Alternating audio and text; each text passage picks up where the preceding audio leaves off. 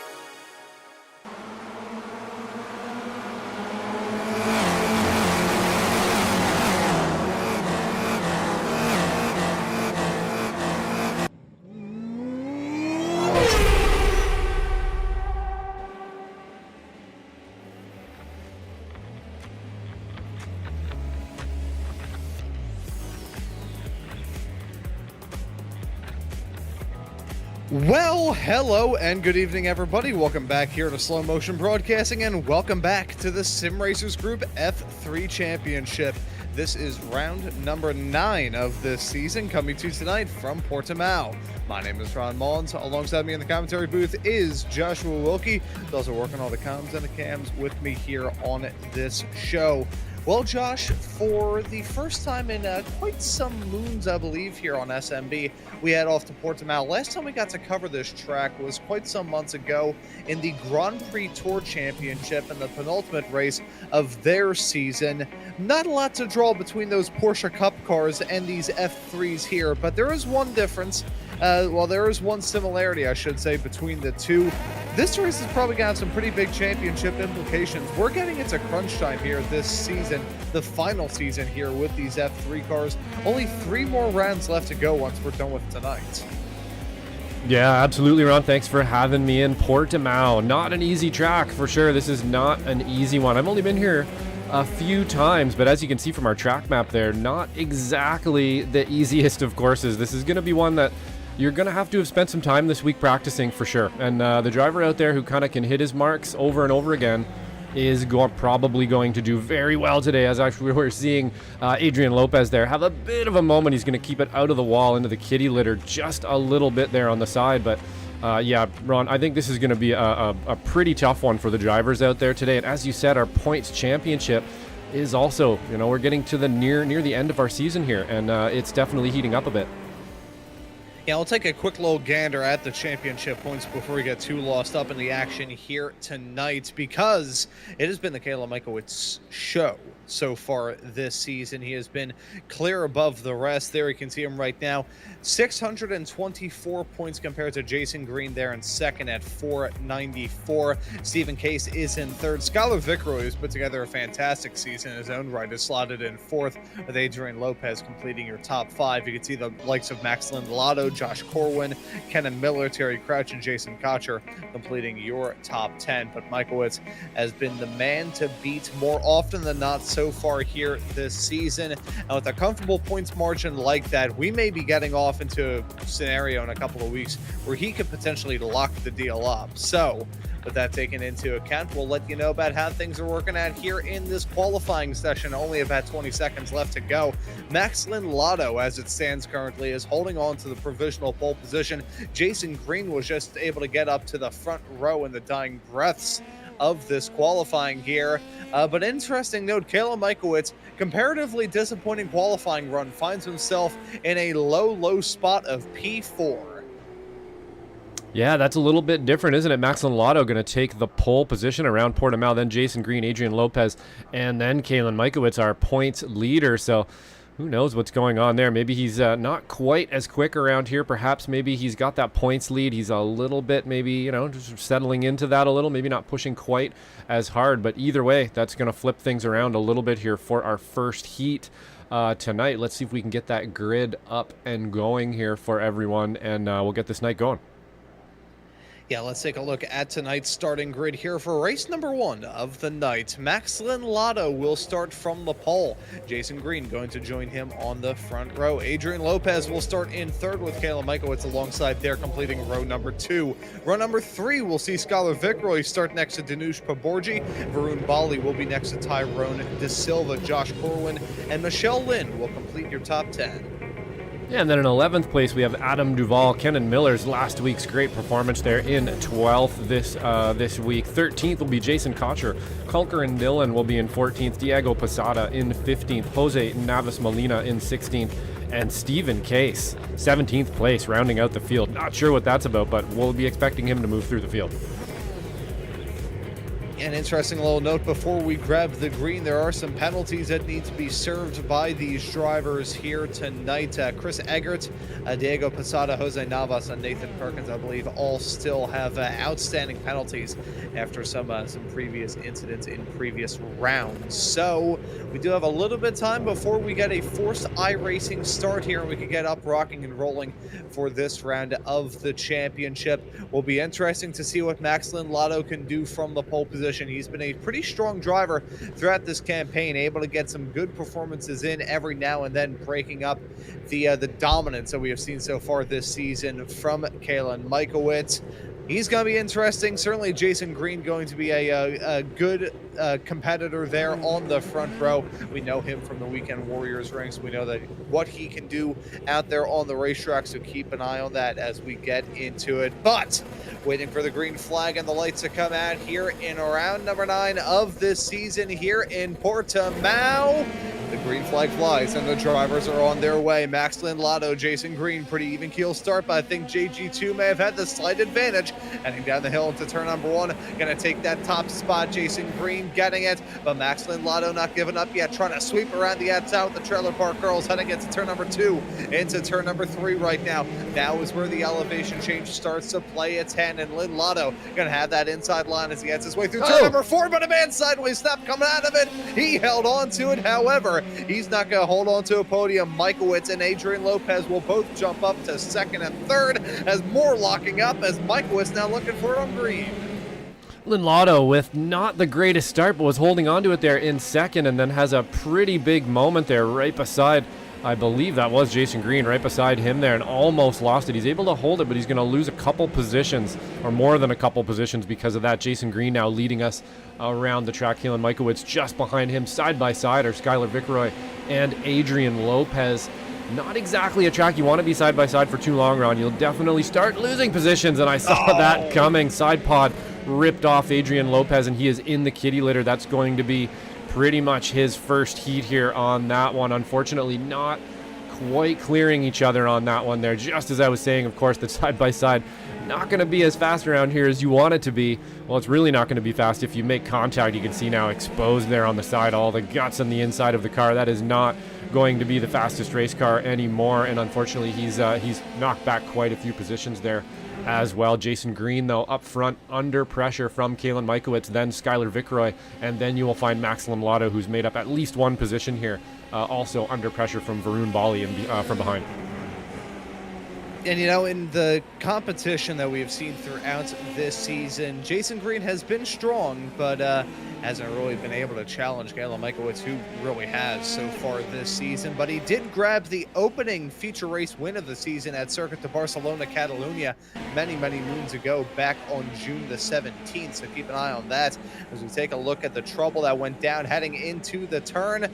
There it was. There was the touching, and I believe it was the number 23. I believe that may have been Varun Bali that sent him. Actually, no, pardon me. That's Danush Baborji. Pardon me. As we take a look at this here from Varun Bali's perspective, he was in the clear. Do apologize about that. Bali running in the 145 machine.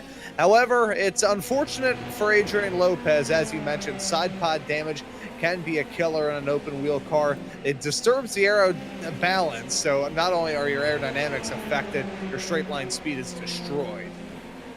Yeah, absolutely. These cars obviously very, very aero sensitive out there, and if you lose a panel, as you see Jason Cotcher there sweeping in front of the nose of Adam Duvall in a battle with Keenan Miller as well here. So this is kind of a mid-pack fight, fighting for 7th place here. Michelle Lynn just ahead of this group, and you can see this battling is just allowing those cars in front to actually take off from them, and they're being caught now as well by Danush Paborji and Kulker and Dillon. So they're going to need to sort this out as quickly as they can. Portimao, you know, it's going to provide you a lot of places and a lot of opportunities to perhaps stick your nose in there and maybe try to get a pass done, but it's not always going to be the best thing to do. You do have to kind of, you know, use a bit of restraint every once in a while. We're going to try 3 wide here into T1. Kenan Miller up the inside.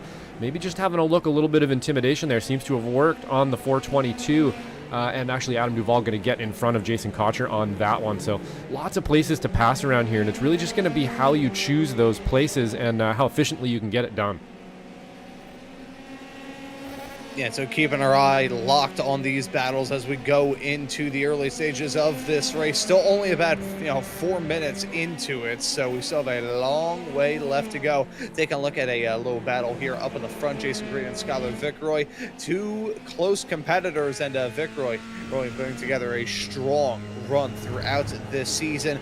Not only has he been quick, he has been consistent as well. It's allowed him to hold on to a pretty good position in the points as we get into the final few weeks, Josh.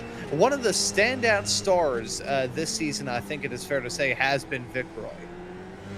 Yeah, absolutely. He's always been in the conversation, hasn't he, Ron? Maybe not right up front always, and maybe not taking wins as often as maybe he could. A little bit of pitfalls here and there, but he's always sort of been in this conversation in the top 5, maybe even the top 3. So hopefully be able to hold on to this second place here today. He has had a few incidents where it looks like he's going to do really well, and then by the end of the race, somehow he's back in 10th or 12th or somewhere in the back of the pack there. So hopefully he'll be able to hold on to this one. Just chasing down Jason Green here now with, I believe that is Max Lotto just behind him. So he has made up some positions as well, but not quite enough forward here to be able to actually, for Skylar Vickroy to be worried about him just yet. Vroom Valley now also has a slowdown that he's going to have to peel off. You can see on our timing tower there, that little yellow bar beside him. That's going to be a slowdown that he's going to have to try to pull off here without losing too much time. Of course, if you wait too long for those, Ron, you can't actually get DQ'd, and he's going to peel that one off there now, lose a little bit of time because of it,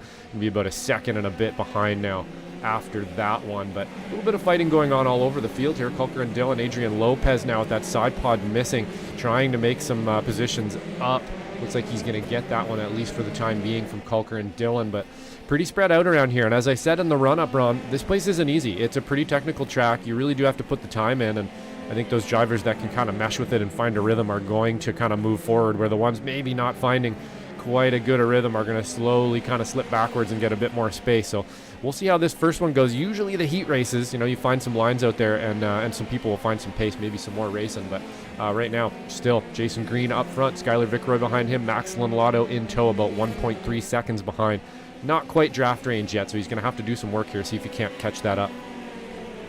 Yeah, so I gotta wonder whether this battle up here at the front will no longer be 2 cars for the foreseeable future, because you've got Max Lotto and Kayla Michowicz kind of slowly but surely closing that margin up. They don't have to, gain a whole lot to be able to catch the draft. Even if they catch a faint whiff of it in a windstorm, that's all that they need to do. So, with that taken into consideration, I think Jason Green and Skylar Vickroy will try and work together so they don't bring more drivers into the fight. As we take a look at side-by-side fighting here, that's Jason Cotcher and Danush Paborji squabbling up, heading into turn number 1. Cotcher going to hold on to that spot for now, and Kenan Miller all over the back of that number 23 machine there of Danush Paborji. That's the battle for 7th, 8th, and 9th at the moment. Why is 6 scared of 7? Because 7, 8, 9. We keep an eye on them as they head their way down the hill into the turn 5 hairpin.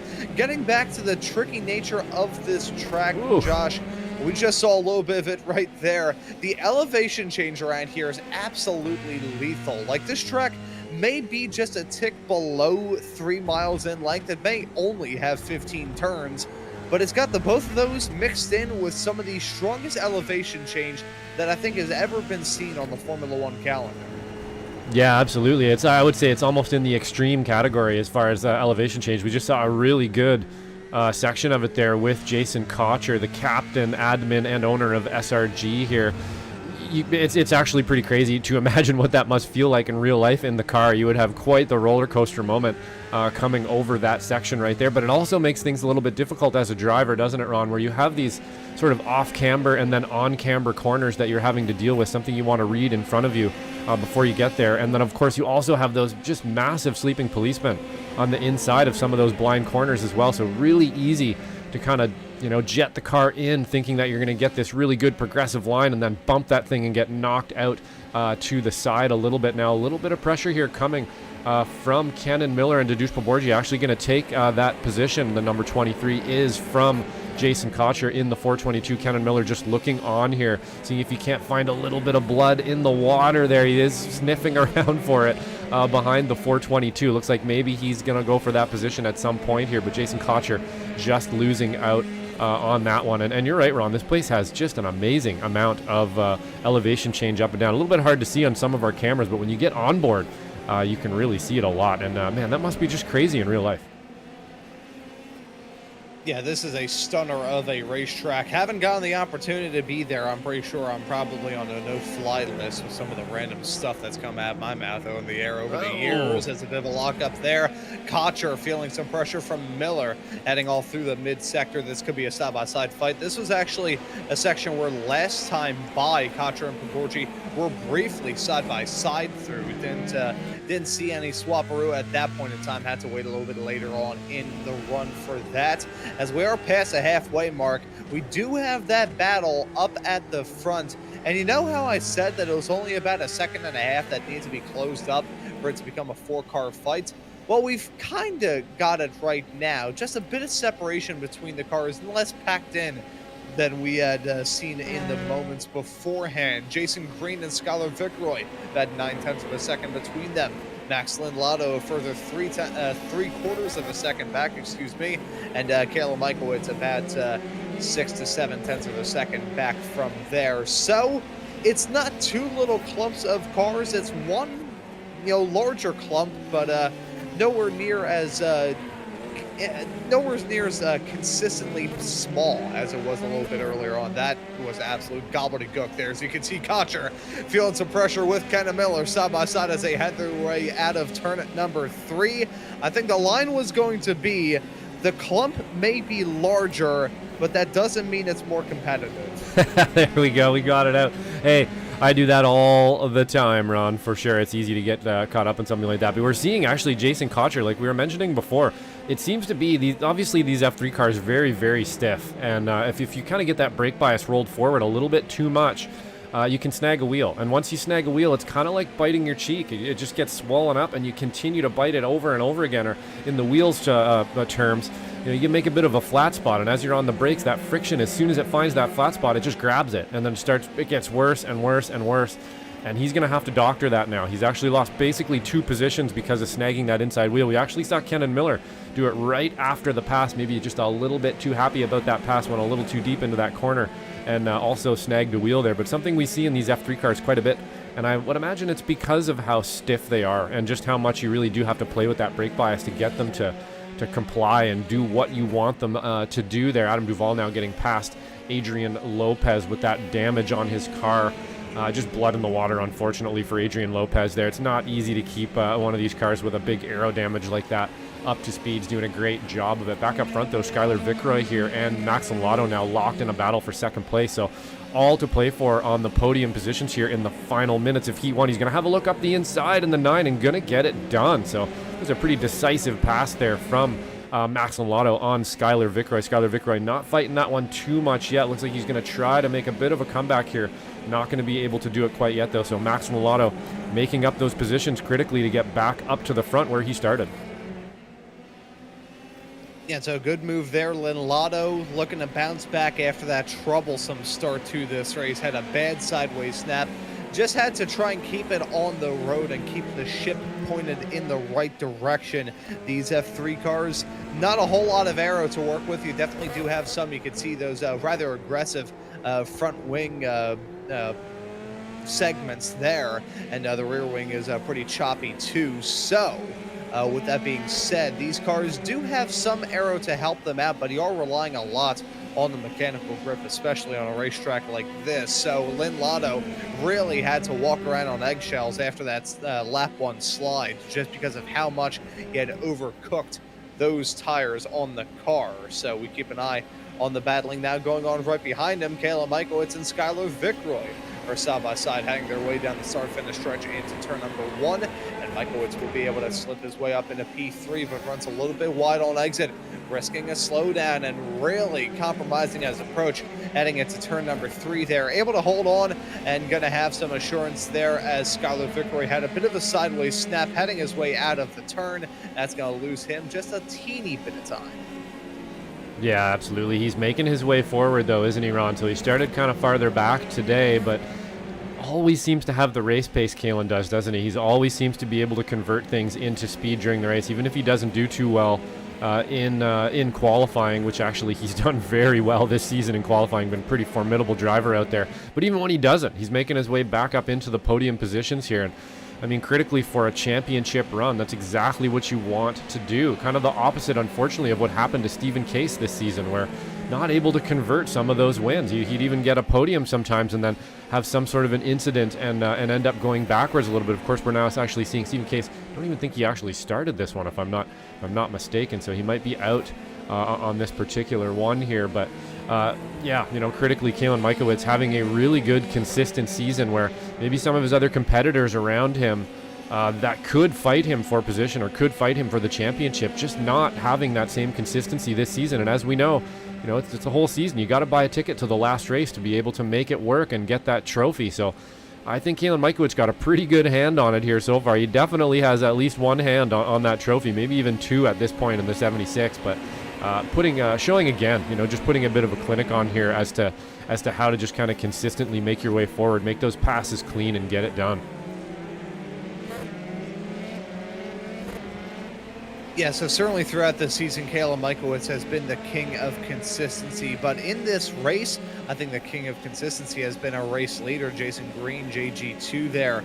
It's been a good, strong, and pretty solid drive for him throughout. Just able to set those quick lap times, lap after lap, and really not really putting a foot wrong in many moments as well. As it stands right now, Jason Green's last lap wasn't too terribly far off the pace that he had seen for quite a while.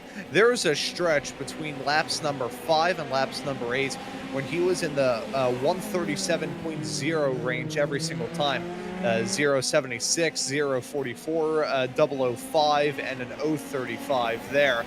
Only was a half a second slower last time by, but he made a mistake big time there, and now feeling the pressure, Max Lindlato trying to get a move done there, dropped off a bit as he headed his way through that mid-sector, and now Lindlato all over him like a bear rug as he heads his way through the final turn over the crest for the last time. Lindlato gonna have a good run here if he can catch the draft. Jason Green gonna try and hold on to this race lead as they head their way across the stripe photo finish. Jason Green ends up winning it, and what could have been one of my more unfortunate commentator jinxes. Yeah, that was a close one, Ron, for sure. Almost lost it right at the end there, Jason Green did, but able to hold on to it, so he's going to get that win in Heat 1, which, of course, as we know here in the SRG F3 series, will mean that he is actually going to start back in about 6th place here as well, so it will be a flip for the next round, make things a little bit more difficult for him, but he's going to grab those points and the win for this first round here. Jason Cotcher bringing it home in 10th place. Adrian Lopez in 11th behind him. Jose Navas Molina now crossing the line in 12th. Culker Dillon in 13th. Tyrone De Silva 14th. Diego Posada 15th. Joshua Corwin looks like he's going to be, actually he's already done, in 16th, so he must have been dragging behind just a little bit there, and that's going to be because, of course, a lap traffic basically. But I would say that was a pretty good round 1 here at Portimao. Not really too many pitfalls anybody found there. It was nice and clean, but it's kind of what I expected, Ron. This place is pretty technical, and you really do have to put the time in, I think, to get all to get the pace around here, and that's always going to split our field up just a little bit. Yeah, I know this track is really, it's a mental exercise as much as it is a physical one. You've got to hack at it for so long just to kind of learn the ropes around this place. It's part of the reason why this track is almost like a Marmite sort of racetrack where people either love it or absolutely hate it with a burning passion. There's usually no in between. Not a lot of people here out there be rather blasé about a track like this, shall we say. But after a thrilling finish that, I'll be honest, I wasn't really expecting. Right as I was picking up, Jason being very consistent there towards the end of that race. The last 2 laps just didn't really go in his favor, but was still able to capture the victory. He gets it done there in the first race of the day. However, before we move off into this 25-minute long race coming up here in a few moments' time, we do want to thank one of the drivers out there on the racetrack, Wilkie Dillon, for being the sponsor of this season of Sim Racers Group F3 action, that being through Dillon Motorsports and Tire. As a top-rated and award-winning service center, Dillon Motorsports knows that auto service isn't just about the present, it's about the future. From star certifications to simple maintenance, you'll be covered with some of the friendliest service in the Bay Area with a focus on customer satisfaction. Dillon Motorsports Tire and Auto, serving San Jose, Santa Clara, Willow Glen, and beyond. We want to thank Wilkie Dillon and Dillon Motorsports Tire and Auto for sponsoring this season of Sim Racers Group Formula 3 action here on Slow Motion Broadcasting. I want to thank you all for tuning into the action here tonight. But Josh, how about we do a little rundown of those results there from race numero uno of tonight? Yeah, let's have a little look at those results if they will pop up for me. They're trying to pop up for me here. Heat 1, and we will try to get them up. There they are. Jason Green, Mr. Consistency, we call him in other series. You know, he's a bit of a doctor out there, making sure everything is right, and he was able to do that today. Grab that first place. Max and Lotto gonna make up some positions there to get back to second. Same with Kalen Mikowitz, gonna make it up to third place for his championship run. Skylar Vickroy with a great run as well. Fourth place, just missing out on the podium by a few seconds there. Varun Bali in fifth place. Michelle Lynn, great sixth place for the Duldime Racing outfit there in the 2:15, grabbing a sixth place here in our first heat. She will critically actually start in first place for our feature race, so under a bunch of pressure there in the next one. Danush Paborji will come home in 7th, Kenan Miller in 8th, Adam Duvall in 9th, Jason Cotcher in 10th. We'll let you look at the rest of our finishers there. And looks like Stephen Case, of course, not taking the field on that one. But that was a pretty good first round, I think, on a very difficult course, Ron. Yeah, that it certainly was. A driver was able to negotiate with this track in a pretty reasonable manner. It's very easy for things to go cataclysmically wrong here at Portimao. I've covered some pretty nasty accidents here just in my handful of times getting the opportunity to cover this track here in the sim. It is a riot for sure, but again, talking about this track being one that can kind of divide the drivers who run on it. There are certainly redeeming features about this track. I mean, the visuals, first off, are stunning. The track itself, I think, has a really good flow to it. But again, that's what you usually get with some very difficult tracks. The racers either love it or absolutely despise it to the point where they probably have an effigy of it that they push through a desk fan in the morning. Yeah, I think you're right. The really good tracks out there, the really kind of standout tracks are always going to divide the community like that for sure. I think that's probably a really good point, Ron. You know, it's the reason they do is because there is something different about them, right? They're not just your normal F1 style or Herman Tolka track, perhaps, and it's going to be a little bit different. Some of these tracks are a lot more different, and you know, something like maybe Panorama or Portimao for that matter, it's going to be a very different sort of challenge for people, and it's always going to split the community a little bit. I know personally, and I think a lot of other drivers do, you know, when I find a track that I don't like or I don't mesh with, I really do try my best to go out and see if I can't find a reason to like it in some way. And a lot of the time I've actually been able to do that. I've been able to go out and find a rhythm and end up making a track that I hated, maybe even one of my favorite tracks in the end. I know many people have done that with tracks like Panorama and perhaps even Portimao as well. But you can see now just driving with Joshua Corwin around this track how difficult it really is. There is a lot of different types of corners around here. There's blind corners, there's downhill corners, there's uphill corners, there's on camber, there's off camber, there's curbs to deal with. There's a lot going on out here for sure, and to master it, you know, it's going to take a lot of practice, and that's exactly what you need, you know, on a lot of tracks, but maybe more so on somewhere like Portimao. Yeah, practice makes perfect around a place like this. I've read that in a fortune cookie before. But let's take a look at your starting grid here for the second race of the night, the 25-minute long feature. Michelle Lynn will start from the pole. Varun Bali going to join her on the front row. Skylar Vickroy will start in third next to Kalen Mikowitz in fourth. Second race in a row, he's going to be starting from fourth, funnily enough. Max Lindlato will be in P5. Jason Green in sixth. Danush Paborji will be in seventh. Kenan Miller will be there in P8. Starting this race in ninth will be Adam Duvall. Jason Cotcher will complete your top 10. Adrian Lopez will start this race in P11. Jose Navas there lining up in 12th. Bukaran Dillon in P13. Tyrone Da Silva alongside him there in 14th. Diego Posada is in 15th. Josh Corwin in 16th. Stephen Case likely not to take the green flag. So 16 drivers going to line up here to bring the action for the second race of the night. Waiting for the lights to go out and the drivers to get rolling, heading into turn number one. Pretty scary downhill run. It could be intimidating for these drivers in these pokey little F3 cars. The revs build, the revs rise, and the lights are out and the drivers are on their way. It's a good start there for Michelle Lynn, but an awesome start for Skylar Vickroy, trying to lay on that pressure heading into turn number one. Gonna take take the top spot. Michelle now maybe going to get chewed up and spat at there in the 215 car. Got overtaken by Bali and Michaelwitz, now feeling some pressure from Max Lindlado. Lindlado on the inside, hoping for a better run through this turn number 4, than he had on the initial race. Side by side and really close, making contact, heading out of the exit of the turn, and still side by side as they head their way down into the braking zone, the turn 5 hairpin for the very first time. Big lockup farther up the road, but not going to spoil anything for our race leader. Skylar Vickroy leads it into the second sector.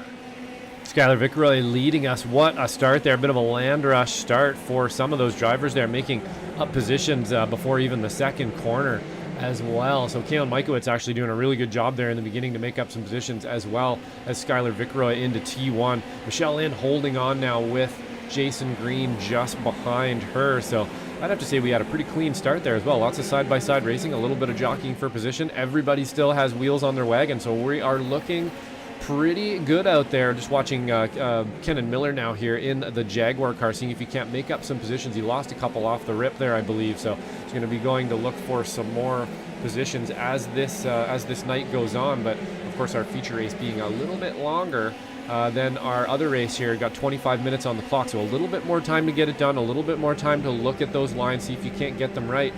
But critically here, you cannot lose the draft from this front pack. You need to stay up under somebody's wing there, or they are going to take off on you. There is enough draft around here to make a difference. So 160 here of Jason Green now looking around the outside of Michelle Lynn. He's going to make that one stick into T1 side by side behind with Danush Poborji and Michelle Lynn. And now Kenan and Danush.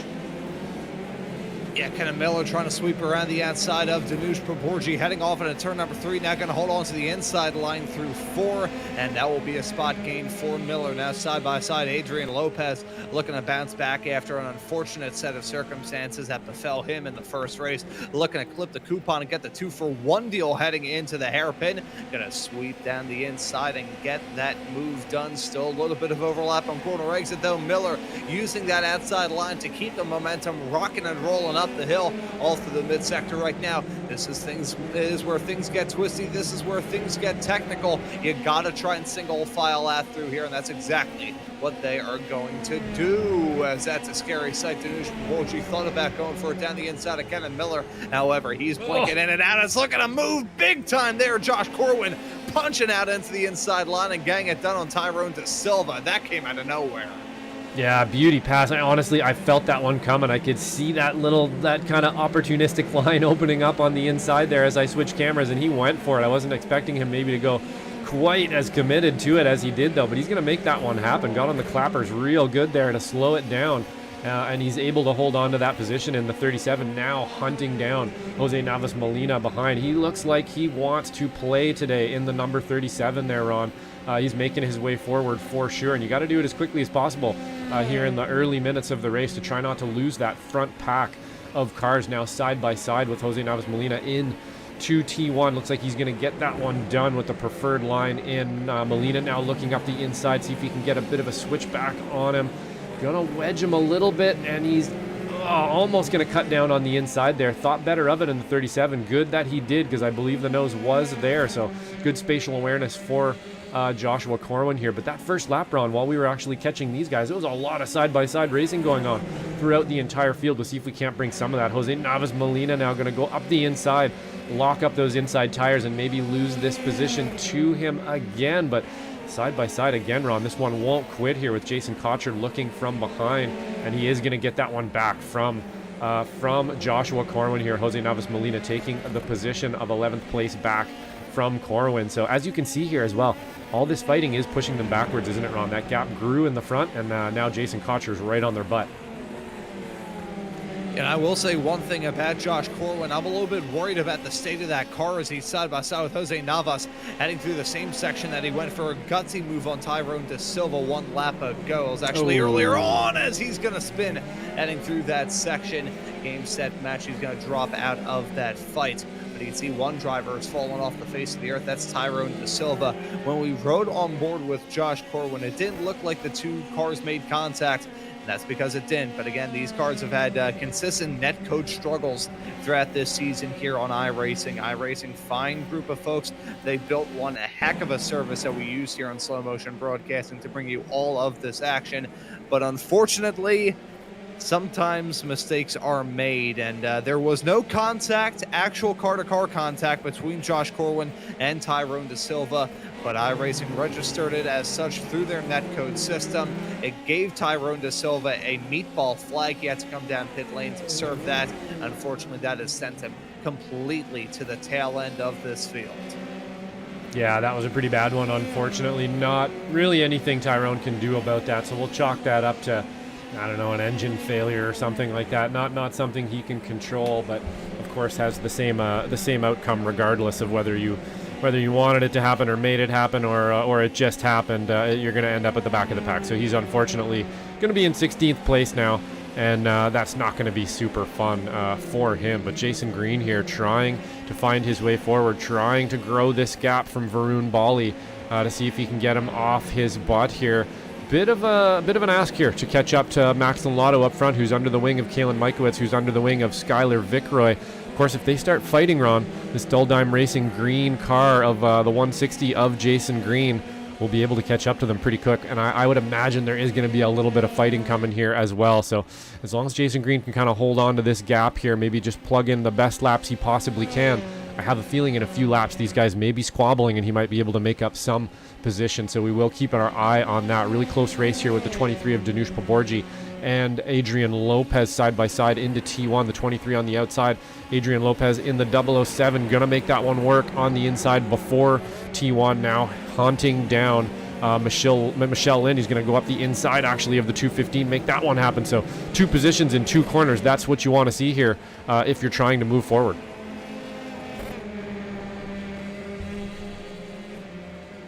Yeah, and so here around this track, when you try and get a move done, you've got to do it quickly. So it helps just to have that conviction to say, hey, look, I'm going for the move. I know how to do it. I know when I'm going to go for it and be able to execute. That is the main key thing here in Portimao. It is all about execution, either in the case of a side-by-side fight or just running out there by your lonesome, trying to gain whatever time you can. We ride on board with Michelle Lind, taking a look at the blind crests here around this racetrack.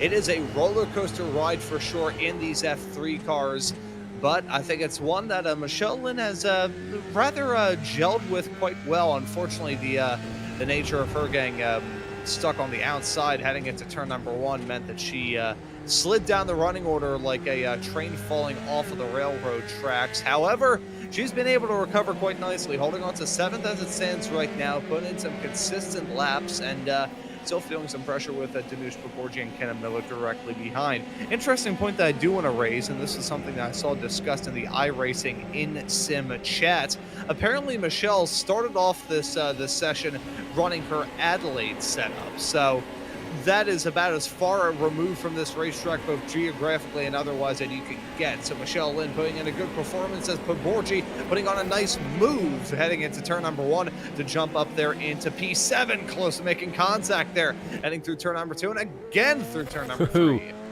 Yeah, it's a close one. Michelle Lind not wanting to give that one up quite as easy there. You're going to turn the screws on him a little bit. You can see getting a little bit loose there as well.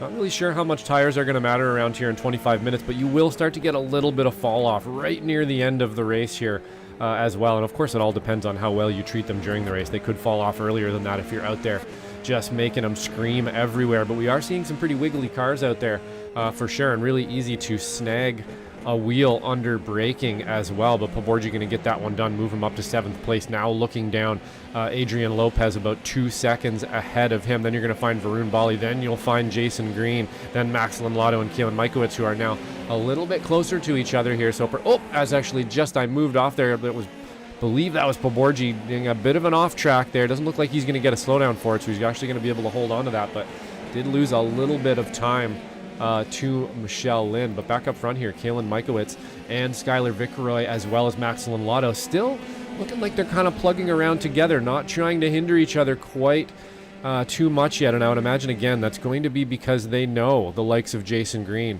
is close to them, and they just don't want him to be part of this party here, at least until very later in the race. Now the number 9 going to look out the outside here of the 76, going to get it done. So Max Lotto around Kalen Mikowitz here for second place. So that's going to, critically move him forward a little bit more here. Kalen Mikowitz losing a little bit of points for that championship. But honestly, at this point, I don't think he's too worried about it, Ron. He really didn't put up much of a fight there, and I would imagine that's exactly why. He's ahead in the points. He doesn't have to get first place today. He knows he doesn't have to get first place. What he doesn't want is a big donut, a big 0 at the end of the race. He wants some points today, whatever that might be. The last thing he doesn't want, is a nose missing off his car or to be stuck in the kitty litter. So probably doing the right thing there, the conservative thing, and able to just bring home third or maybe even a fourth. As actually you're going to see Max Lotto in front there have a bit of a moment, and he's going to monopolize on that and get by him again. So I would imagine that was a bit of a brown seat moment for him there for sure. You'd want to bring some points home today, but he's going to be able to grab that position fairly easily. Now Max Lotto has a bunch to work for again. Yeah, and they both nearly went off the track there. Of course, Lotto was the one with a bad sideways snap, and then Mikowitz directly behind. He had to take some evasive maneuvers in the process of that as well. So now it looks like the fight could be on between those two once more. They're covered by about a half a second. It's 1.5 seconds between Skylar Vickroy and Mikowitz for the race lead. Skylar Vickroy, a driver who made his debut in this championship a couple of seasons ago, ended up taking a break not too long later. A driver that I first got the opportunity to cover in a series by the name of Operation Motorsports, covered on another network. I was actually going to say something about Race Spot, but I'm going to keep my mouth shut, so we shall move on.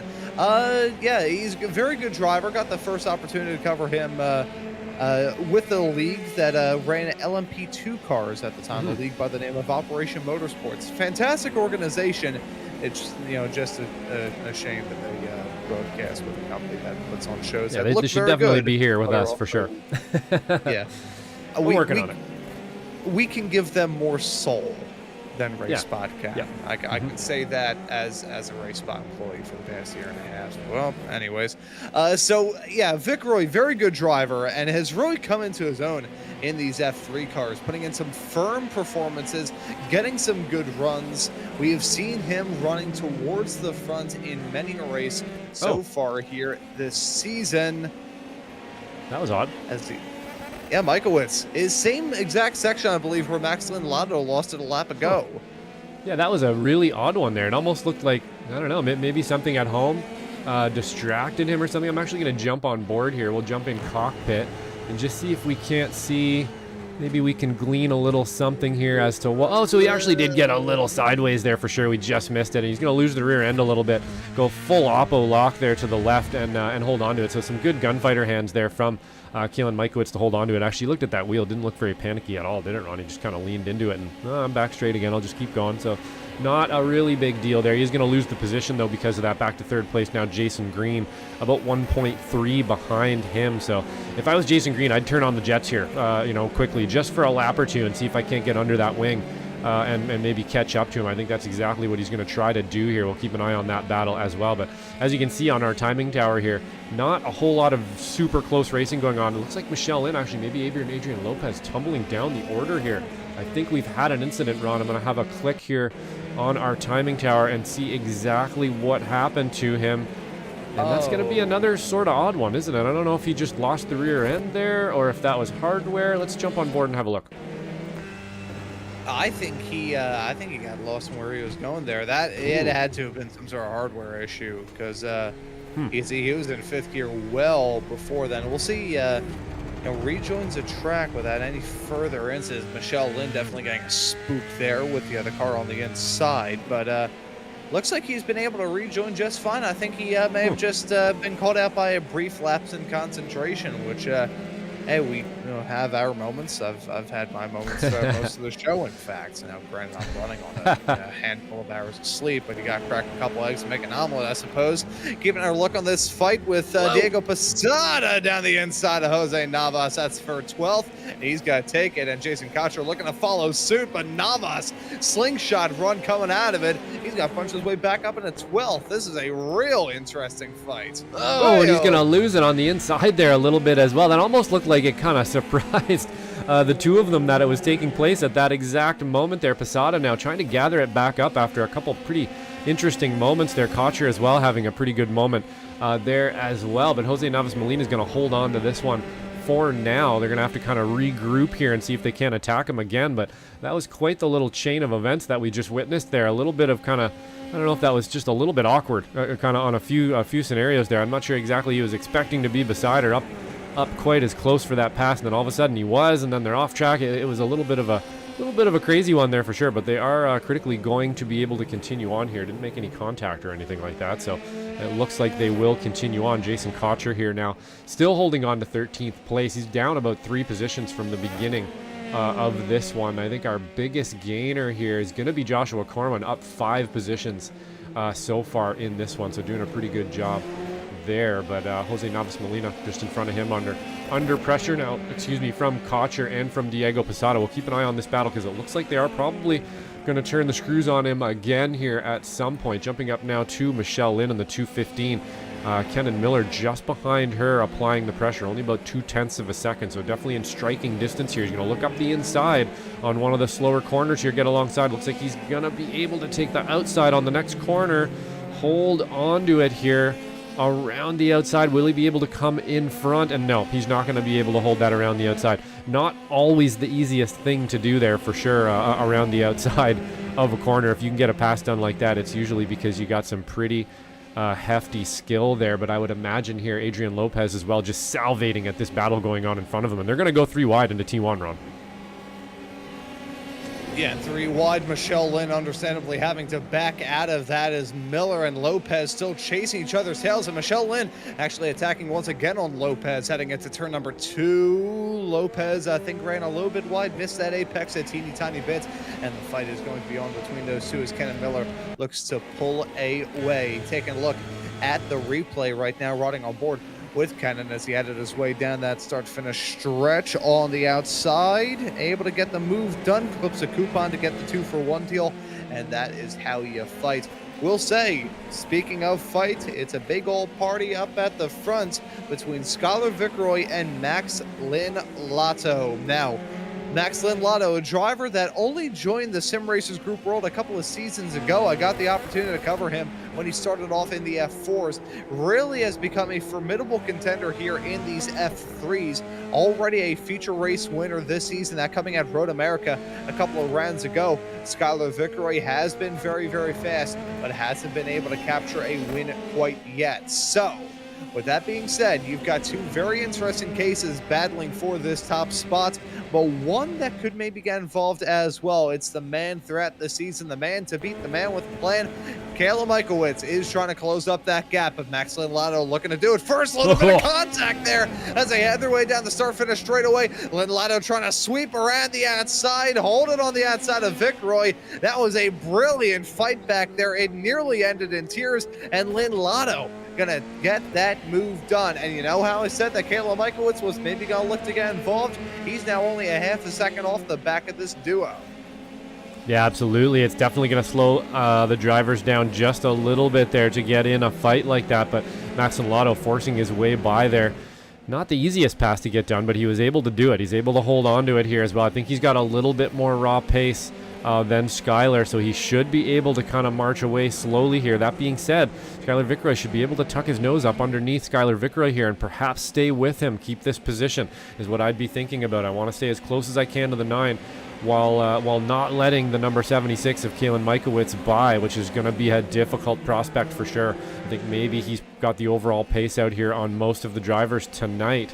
But Max Lotto fighting his way back up to first. He, of course, had that pole position in our first round, not able to convert it. May be able to convert this second heat here, or the feature race, into a win. Only about 5 minutes left, so he can hold on to it here. There's still all to play for out there for these 3 drivers, but Max Lotto is definitely in the best seat in the house at the moment to hold on to this one. We shall see if he can convert this one. Kayla Michaelwitz now definitely hounding the back of Skylar Vickroy. Rest of the field pretty spread out at the moment, Ron. There's not a whole lot of battling going on beyond this, other than down, of course, Jason Cotcher here under pressure, or sorry, putting pressure on Jose Navas Molina. So a pretty good battle here for our 12th place, and he's gonna almost be able to make that one work. Looking around the outside here, just hounding Jose Navas Molina in almost every corner, whether it be outside or inside.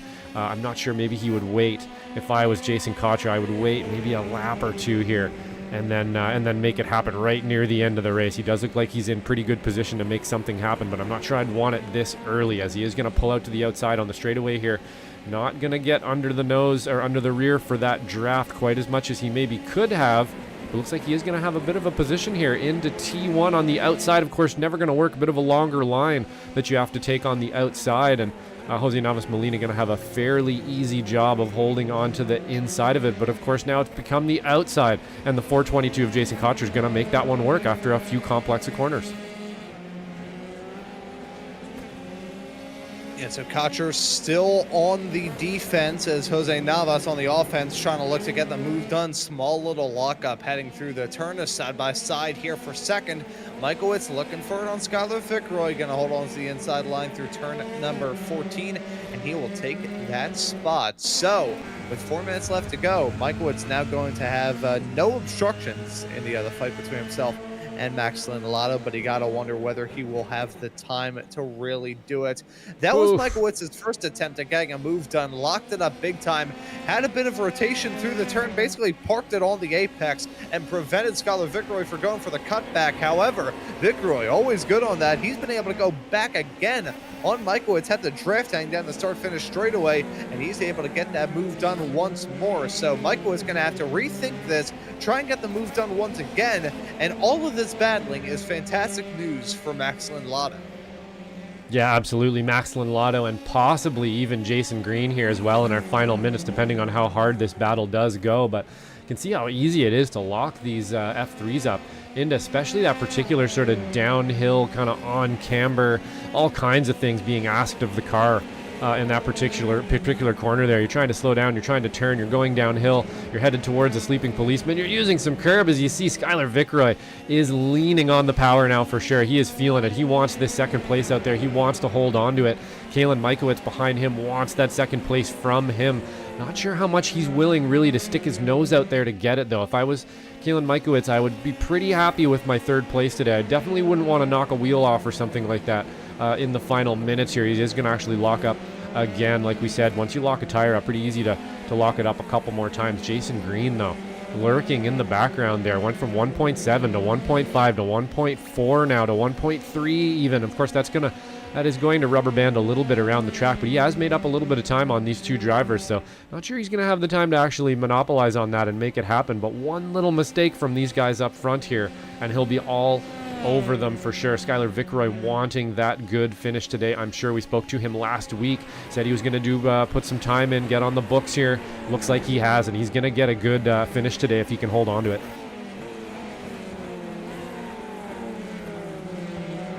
Many drivers set to finish this race off on quite the high note. You've got Michaelwitz holding on to that P3 spot. Skylar Fitzroy there in second. I gotta say, all of our podium finishers have thoroughly earned it. And certainly for Michaelwitz, a P3 may not be as sweet as a taste of champagne when he's visited victory lane throughout the season. But again, when it comes to that championship fight, as long as he can build some ground, not going to build a ton, but will still build some ground either way. Try saying that 5 times fast. That's not an easy Jason one. Green, we ride on board with him, heading his way through this mid-sector, holding on to 4th right now. He's not effectively in no man's land. He does have those 2 cars right up in front, and a 1.5 second gap is by no means insurmountable, but we'll just have to see what things may have in store. As Max Lindelato is about to start the final lap here momentarily. Yeah, you can see in our sector times and our lap times there at the bottom, Jason Green has been kind of chipping away a little bit of time here, and that is going to be due to that passing that we saw up front, a little bit of hacking at each other there, and he's going to make up some time. Don't think, unless they continue to do that or something kind of drastic happens here, that he is going to be able to catch up to them. But of course, anything can happen on our final lap here for sure. As actually, if you look in the background there now, Kalen Michaelwitz looking around the outside of Skylar Fitzroy. We'll keep an eye on that one. Max Lindelato starting the final lap for his potential P1 position here. You are getting Kalen Mikowicz now in front of Skylar Vickroy here for the final lap. Jason Green catching up, only 8 tenths behind, now 7 tenths behind, now 6 tenths behind. Every corner catching up a little bit more. These guys got to be careful up front here or they could lose it all. So the 76 pushing forward here, and as well as Skylar Vickroy trying as hard as he can to hold on to this final spot on the podium for today. Jason Green going to do his very best to apply that pressure from behind and intimidate them into something. Another really big lock up there for the 76 run, and I think maybe my prediction kind of coming true there, where you lock it up, you get a flat spot, and then it's really easy to continue locking it up over and over again. He's only got to get one more, about a half a lap out of it here though, and he's going to be able to bring home that second place. Skylar Vickroy in third, and critically here, Max Linlato putting on a bit of a clinic here in our second race and making his way back up to the podium position. And he's going to take this one by the looks of it here. A couple more corners left as long as he can hold on to it here. He's got a pretty big gap. He's done a really good drive tonight here in the number 9. So I think he's probably going to take this one tonight with Kalen Mikowicz just behind here. Now got a bit of a gap from Skylar Vickroy and Jason Green. So things looking fairly copacetic for our last lap here on. Yeah, and that it will be. Max Linlato heads his way onto the start-finish straightaway, weaving in celebration to score the victory here in the feature race at Portimao. Kalen Mikowicz will end up in second. Skylar Vickroy, a brilliant drive throughout the night to round out your podium. And some flowers were there, certainly in order for Jason Green, who put together a good race in his own right, ends up in fourth. Varun Bali gets a better of Danush Paborji there at the very end. Interesting, I mixed up the two of them a little bit earlier on tonight, and the two of them found themselves in a pretty intense battle as we got towards the end, only covered by a half a tenth of a second. Holy cow. Michelle Lynn ended up falling to 8th by the end of the race, as Kenna Miller unfortunately dropped down to 11th as a result of some late race drama for him. A few more cars left to come across the stripe. Max Linlato, certainly one of the stars of the night, but I gotta say, the entirety of your top 4, I think, deserve their praise. Yeah, absolutely. Definitely a clinic out front there. For sure. Nice and consistent the whole time. Really clean driving and stuff too. And of course, you know, that netcode issue is actually keeping people a little bit honest out here, isn't it, Ron? You're having to give people a little more room than maybe you usually would, which is actually keeping things in some sense or another perhaps a little bit safer out there, although it's not something we want to see. And obviously we're really looking forward to our next season in the Indy Next cars, which is going to be just a fantastic one. I really, really can't wait to see these guys out there, guys and gals out there ripping around in those cars. Really, really looking forward to next season for that one. But tonight, wrapped up here with Max Linlato going to take that win. Kalen Mikowicz behind him, then Skylar Vickroy with a great performance tonight as well to hold on to that third place, Ron. Pretty awesome racing around Portimao. Not an easy track, not an easy prospect, but the guys made it look pretty easy tonight.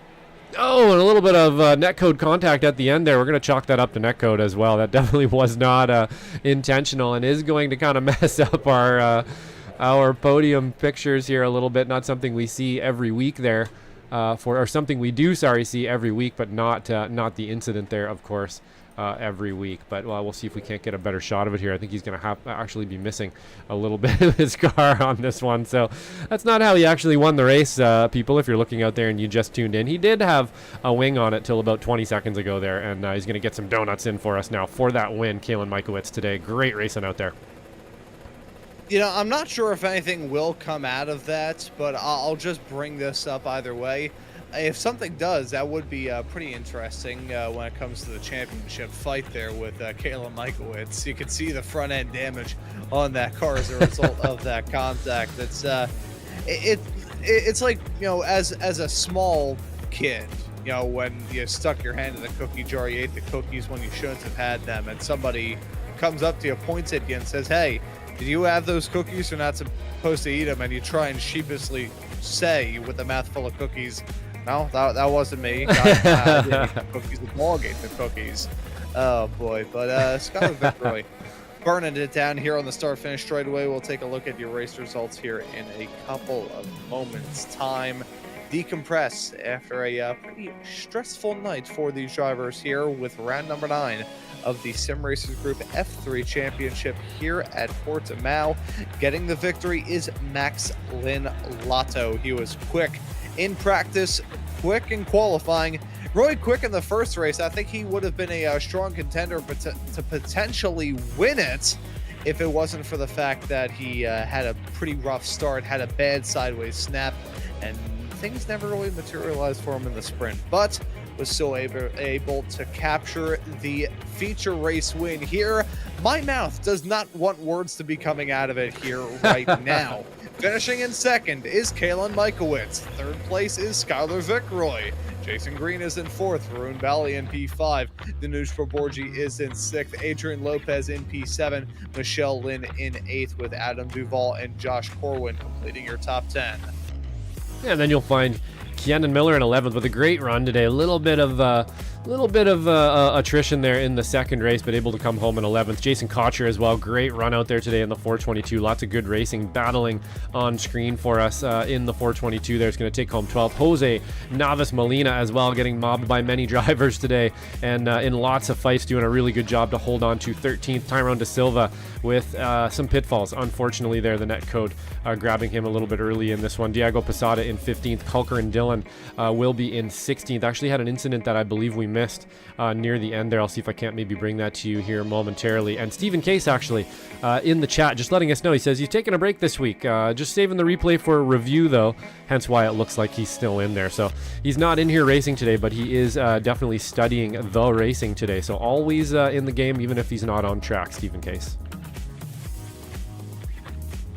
And that also for the post-race incident review, and we will see how things go in the final 3 weeks of not just this season, but the series as well. Of course, as we have alluded to, next season we'll be running the Indy Next car, so it's going to be a change of fortunes. We see the moment there for Cooper on Dillon there on the last lap of the number 24 machine. Unfortunate moment as he headed his way through that section there, and there. Thankfully, he hit the tire bundle, so there's a small little bit of cushioning there. Not really a tire racing. The tire bundles are made out of steel. Let's have a chat with some of these drivers here. Josh, I'll pass the mic off to you to have a chat with somebody. Would you want to have a chat with a race winner of Max Lotto? Yeah, let's do it. Let's get Max Lotto in here, and we will have a chat with him. Max, great race out there. You were able to get the podium, or sorry, able to get pole position in the first race, not able to convert it, but critically in the second race, able to push your way through the field and get that win. So is Portimao one of your favorite tracks out there? Is this kind of a specialty for you, or did it just all click for you today? No, I think it clicked today. I know last season, this track just made me spin like 5 times, I'm pretty sure. But luckily, I had a little slip up in the heat, I think, or maybe it was the heat track. I don't remember, but luckily I just saved it. So, but yeah. Yeah, not an easy one out here for sure. It's a bit of a difficult track. Lots of undulation. Pretty much throws almost everything at you. Was this a track you went out during the week here and did a bunch of practice on, or is like I said before, obviously it just kind of clicked for you today? But obviously you've been around here before. What are kind of some of the pitfalls of this place, the hard spots? We saw a lot of lockups into sort of I believe it was a downhill right-hander there. Was that something that you were doing as well today? Yeah, and I think a lot of people were locking up in the turn 5, that hairpin down the hill. And then I feel like I had a different line than everybody on the last turn, the turn 14 and 15, where I just stuck a little bit closer to the inside line instead of running wide. It seemed to gain me a few tenths, but I think my real struggles were just still on starting races now. I'm very slow off the start, and on cold tires I'm super slow, so I just need to work on that. Getting some heat into those tires and starts, definitely important stuff for sure. But you're able to, even with maybe not the greatest start today, able to get that speed, the overall pace, and get some passes done and make it up to the first place position. I believe next week we're actually headed to Zandvoort, one of my very favoriteest tracks. Not the easiest place to get passes done. Super hustly, super fast, no time to rest at all around there. Is that one of your faves there too, or are we not looking forward to that one? We could say we're looking forward to the challenge. That's what I'll say. Yeah, I'm not too confident in that track, so I'll definitely have to get some practice in, but still looking forward to it nevertheless. Awesome. Yeah, it's always a good challenge around there. Really fun track for sure. Once you can kind of get the hang of it, it's one of my favorite tracks for sure. Really hustling. Not that I ever do super well around there or anything, but it is a really fun track. Should be fun in these cars as well. But before we let you go here, Max, is there anybody you'd like to say thanks to? I'll wish the boys luck. I think it's next weekend, maybe. They're doing the Daytona 24, or maybe it's the weekend after. But I won't be able to partake in that, but I'll wish them luck, and thank you guys for always putting on a good show for us. Excellent, man. Thank you for the kind words. Great racing tonight. Good finish, and we'll catch you on the next one, man. Take care. Good. Thanks, guys. And that right there was Max Lotto, our race winner here tonight. I would like to have a chat with Skylar Vickroy, because the driver that I talked about a little bit earlier on in this show, really finding his firm footing here in these F3 cars. I'll drag him in to have a quick little chat. Skylar, welcome into the broadcast booth. Well done on some pretty good runs in the races here, man. How did you find this track at Portimao? So, I may have discovered something new when it comes to my training. I haven't been in the sim since 2 weeks ago. I did the last race that I missed. What we do, Road America, right? That was the last time I was in the sim. And then today I hopped on, did like 20 laps of practice, and then did our practice here and got in. And I was like, maybe I'm over practicing. But yeah, we just had a really good race tonight. I love this track. It's difficult, but it's a lot of fun. You know, I can kind of make a similar comparison to some of the stuff that goes on with my life as a broadcaster. There will be, I don't know, an ad read or something like that I try and practice as much as I can before we get on the air, and I'll usually completely butcher it whenever we go live. But if I just read it for the first time on the air, sometimes I spit my words out in the proper order. So I guess sometimes over practice can be a real thing. You get lost up in your own head, especially around a track as busy as this one. We were talking about it a bit earlier on in the show, 15 turns, that's 3 miles, and what feels like 5 miles of elevation change throughout. This track is a bit of a menace, ain't it? Yeah, it's a roller coaster, and it's got all the different types of turns. Off camber, cambered in, you've got blind entry, blind exit, you've got high downforce, you've got high mechanical grip. It really is a driver's track. You got to put all your skills together and hope you don't roast the tires in the process, which today, even though it was relatively cool out there, still ate up my tires toward the end. Just getting a little too excited racing the fast boys there with Max and Kaylin. I was like, oh, look at this. I'm actually up here with these guys for a little bit. And it didn't help that I had Stephen Case in my chat when I was streaming too, egging me on. And I'm just like, dude, it's just pressure now. But it was a lot of fun. I didn't think I was going to come in here and do much more than a P10, so I'm happy to take a podium and continue on my week with a big smile. Well, there you go, man. Getting a good result here tonight. I do want to ask you about the next round of the championship. We're going to be heading to Circuit Zandvoort in 1 week's time, the old home of the Formula 3 Masters race in real life with these exact cars. So a bit of a homecoming for this car here as we wrap up this season. What are your thoughts heading there? That is a tough track. You got to qualify well. There's not a ton of space for passing, and you've got to manage your tires. So I haven't seen what our temperatures are going to be like. I mean, it's next to the ocean. I doubt it's ever going to really be hot, but it's definitely something that we got to put our practice in. I go well there, so maybe we'll just do this again next week. Since we already go well there, let's not over practice. Let's just get in, make sure we still know which way the track goes, and call it a day and see if we can have another repeat of the podium. Well, there you go. But Skylar, thank you for joining us here in the broadcast booth. And before we let you go, we'll let you give any thank yous or shout outs. Yep, shout out to the wife, as always, letting me get in here and race my fake cars with my internet stranger friends. And while the kids are out there driving her nuts, want to thank the kids for, behaving while I'm doing this as well. Shout out to my boy Cam. I know he's been watching the stream today. Shout out to the S&B crew. You guys are always putting on such a great show. I always love, getting out of here, cooling down, and then throwing on the TV and watching the race back. It's very professional. It's great. And of course, shout out to SRG and the fine folks like Jason and all of those gentlemen over there that keep this thing going. Well, fortunately tonight, I think Mr. Wilkie and I are running on a combined 5 minutes of sleep, so we were speaking in tongues throughout most of this. So I hope you have a small little vial of holy water and a Bible right by you when you tune into the show later on tonight. May need to perform an exorcism on the TV with some of the stuff that comes out of our mouths. But Skylar, thank you for joining us in the booth, and we'll see you next week at Zandvoort. All right, fellas. And as always, I'll try to come back and finish one step higher on the podium. See ya. Awesome, man. Take it easy. That right there was Skylar Vickroy. Only here on SMB will we talk about performing broadcast-related exorcism. Josh, who would you like to have a chat with?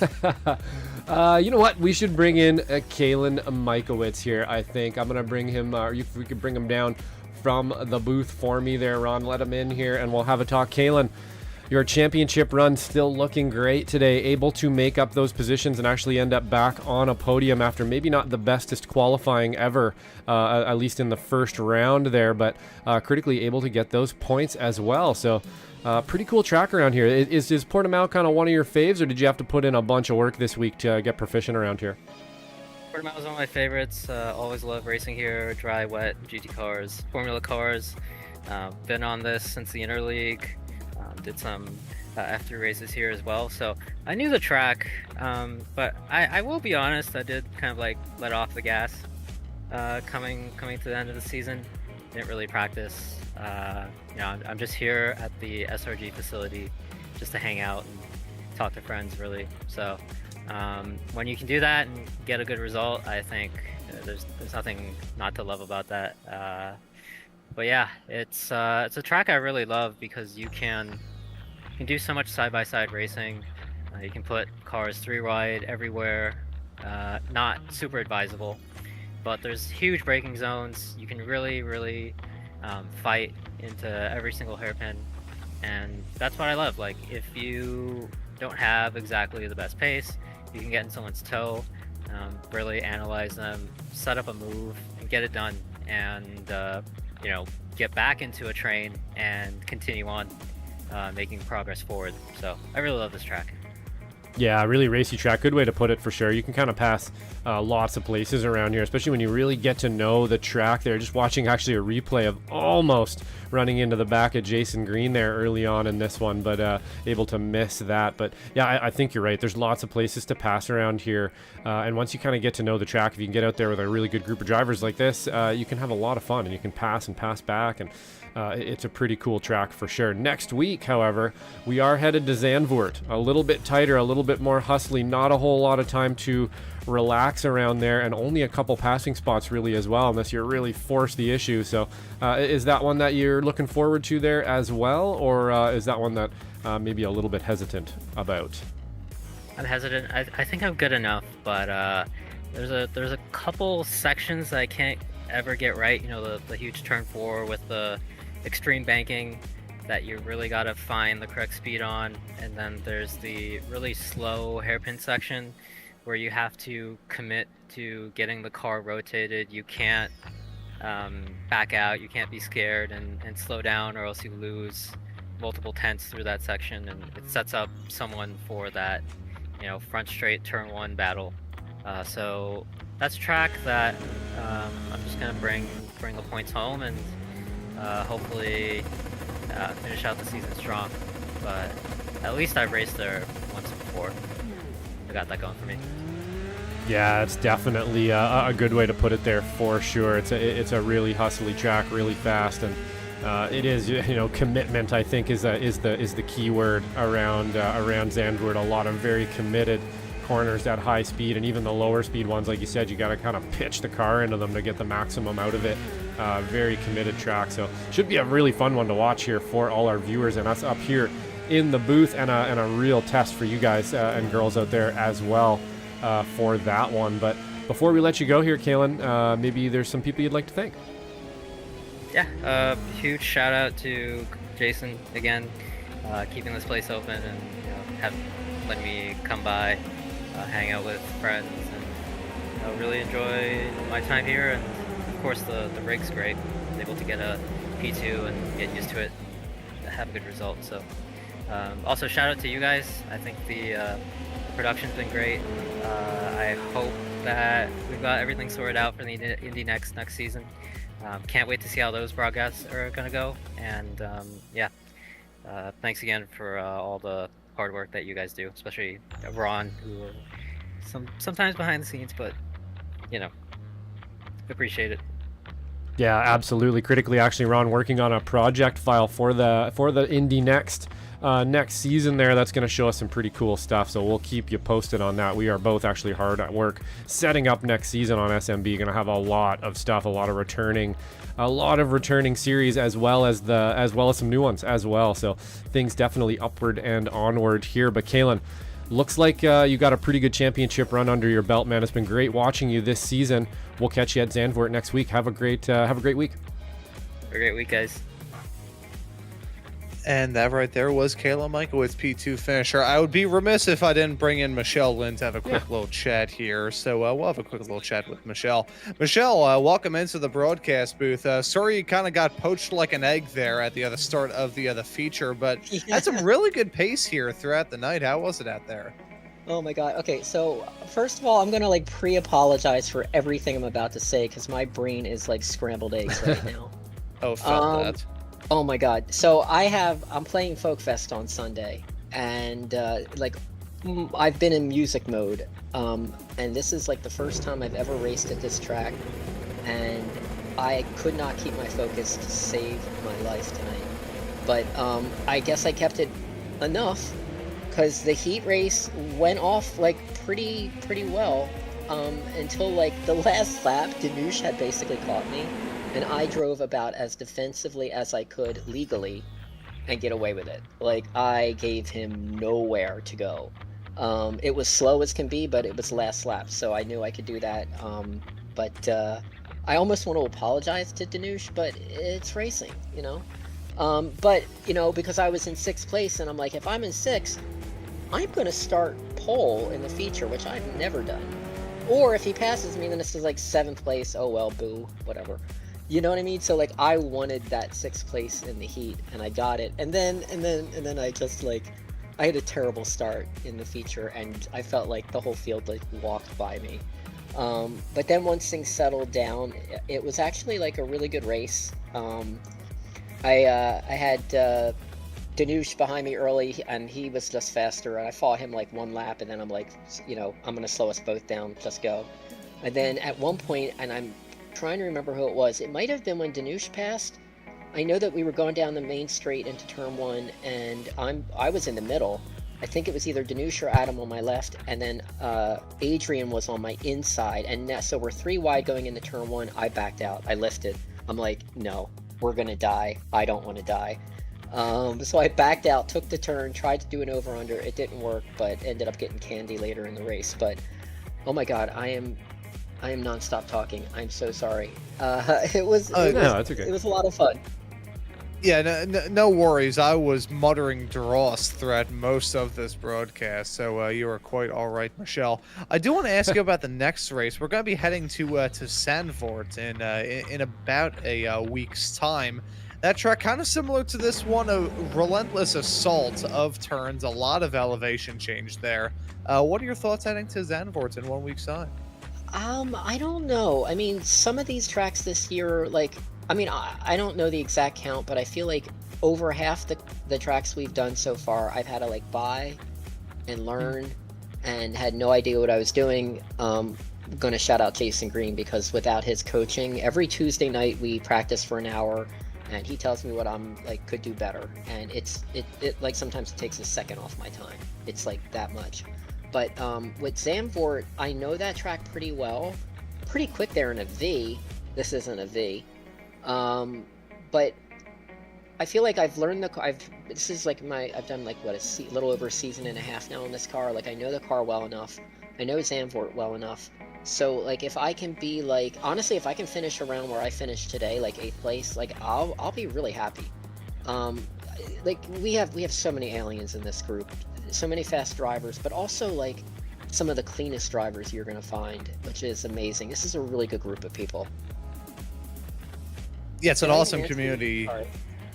Sorry. Sorry, I was just gonna say it's an awesome community. It's an awesome collective of drivers, and looking forward as we get into the final 3 races of this season before we say a farewell to these Dallara F3 cars. But Michelle, before we let you go and celebrate this this good run, maybe get some practice in for Zandvoort, we'll let you give any thank yous or shout outs. I would like to shout out Jason Green for being my teammate and all the great coaching, and he's awesome. I have to thank the captain.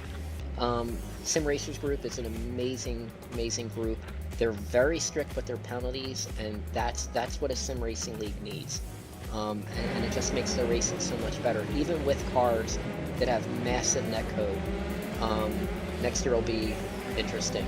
I want to thank all the other drivers that I run with because they're amazing. And then finally have to thank Slow Motion Broadcasting. You guys are the best. You make us look like I've shown like replays to like my bandmates, and they're like, "Oh my God, that looks real," and Awesome. it does. So you guys are killing it. Thanks. I'm so glad. First off, thank you for the kind words, but I'm so glad that you're showing it for the sake of the broadcast quality as opposed to how it looks, instead of listening to me yodel like I was doing on the F4 broadcast last night. But Michelle, can I say one more thing? Sorry. Yeah, go for it. If there's anyone watching who is like in the relative Philadelphia area, this Sunday, well, Friday through Sunday is the Philadelphia Folk Festival. It's the 63rd annual. It's been going on forever. It's, I think, the biggest folk fest in the country. We are playing, I play for Entry and Ardello. We play at noon on the camp stage. So if you are in the area, come on out. I would love to hang. That's it. I had to do my little plug. Sorry.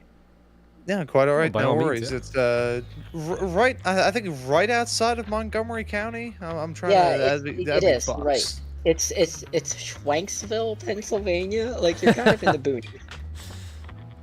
Yeah, it's definitely a little bit out there, right by the Spring Mountain Ski Resort. Yeah, which, yeah. if I showed Spring Mountain to Josh, he would probably laugh because compared to the It's more of a Dude, hill, it's is a it? bunny hill. It's more of a hill than a It's mountain, a I think. bunny hill, literally. That's all of it. That's funny. Yeah. I don't trust myself with skis. I barely trust myself with an electric razor. Michelle, thank you for joining us here in the booth, and we will see you in 1 week's time at Zandvoort. All right, good night, guys. Have a good one. Bye, Michelle. Take it easy. That right there is Michelle Lynn, P8 finisher here tonight. Josh, we had a pretty fun time here at Portimao. Final thoughts before we wrap things up. Yeah, absolutely. Again, I just have to sort of parrot my same sentiments almost every week, where it's just awesome to see this group of drivers get better and better and better. And, some of the more difficult tracks on the entire service, they're making them look fairly easy, and we're getting some really good racing out of it. So, again, just proving the SRG system there from FF to F4 to F3, soon to be Indy next. It's just a great way to go. And there's a great group of people, and the admin and owner there, Jason Cotcher, doing a fantastic job out there with the SRG stuff. So we can't thank them enough here at Slow Motion Broadcasting. Great group of people, great group of drivers. We love putting these things on. And, just before I go here, I would also like to mention there has been a pretty good reaching out for me here for the GoFundMe and everything else that I mentioned a few months ago for the treatment that I will be entering. Well, I have started that treatment now. I'm a few weeks in. It's one of the harder things I've ever done in my entire life, but it is working, and I'm starting to feel better. So I can't thank you guys enough. It means everything to me. You guys helped out, and obviously doing this work for you guys is truly my passion to put this stuff on every week for you. So thank you so much, SRG crew out there, and Jason Cotcher and everybody else. I'll keep you guys posted on my status and how things are going. But once again, just thank you so much, and we'll see you next week. Amen, Josh. It's been great to hear that you've been getting the treatment and that's been working well, despite the fact that can be a little bit of a penis in the anus, shall we say, Yes. from time to time. But folks, we have a lot of actions to look forward to here on Slow Motion Broadcasting over the next couple of days. Tomorrow night here on the channel, you'll be able to see the latest race from the Rikmatech GT3 Challenge. 65 minutes of racing action there. That'll be at Sebring. The Ray Esports Summer Series will be back here on the channel at Oran Park, followed a few days later this upcoming Tuesday by the American Muscle Series running at Zolder. Cotcher. The F4s will be at Road America later on that night, and the F3s will be at Circuit Zandvoort. We have 2 racetracks that start with the letter Z in the next week. I'm not sure how to feel about that, but folks, never miss out on the racing action here on SMB by hitting that subscribe button and the notification bell. I want to thank you all for tuning into the action here tonight. But as to this broadcast here for round number 9 of this season, that will just about do it. So for myself, Ron Maunz, and Josh Wilkie working the comms and the cams with me on tonight's show, I say thank you all so very much for tuning into the action here on Slow Motion Broadcasting tonight, and we hope to see you all wherever it is in the not too distant future.